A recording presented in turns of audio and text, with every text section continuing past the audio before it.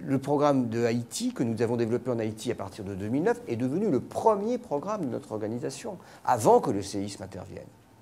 Mais quand le séisme est intervenu, ce sont les Haïtiens, les responsables des bibliothèques haïtiennes, qui ont fait appel à nous dès le lendemain du séisme. Nous avons envoyé une équipe de 4 personnes, avec 200 kilos de matériel, des bâches, des pelles, des gants, pour permettre de sortir les livres des gravats, de les mettre dans des caisses, de protéger les bâtiments dont les toits s'étaient effondrés pour les protéger de la pluie qui allait arriver.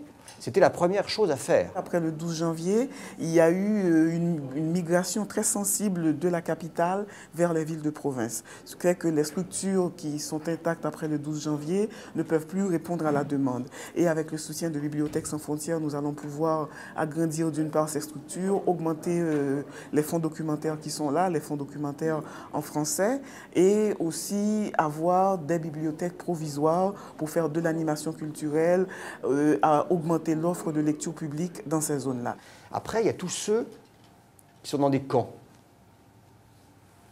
Il faut enseigner dans les camps. On enseigne avec quoi? Bien sûr, il faut trouver des professeurs. La France va envoyer des professeurs. Mais les professeurs, il faut qu'ils aient des livres, il faut qu'ils puissent faire des animations, etc.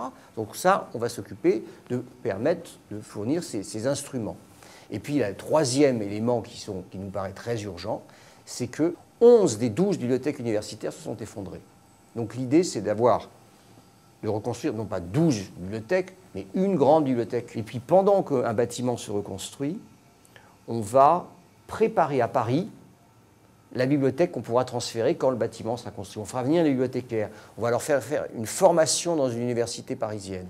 Et pendant ce temps-là, ils constitueront le catalogue grâce à une coopération que nous allons développer avec l'École normale supérieure et probablement avec la Bibliothèque nationale de France. Le métissage qu'offre cette langue française avec ce que nous sommes, d'Africains, d'Indiens, Taïnos et de tout, est une merveille qui fait notre fierté et qui enrichit notre culture. Les Haïtiens disent toujours aux Français, vous ne nous avez pas fait cadeau du français, c'est notre butin de guerre. Je voudrais vraiment, sincèrement, très sincèrement remercier Mme Karine Mancos et l'ensemble du comité du prix Louis D qui a bien voulu nous choisir, nous sélectionner pour ce prix. Et je pense qu'ils pourront être fiers de ce choix dans quelques années.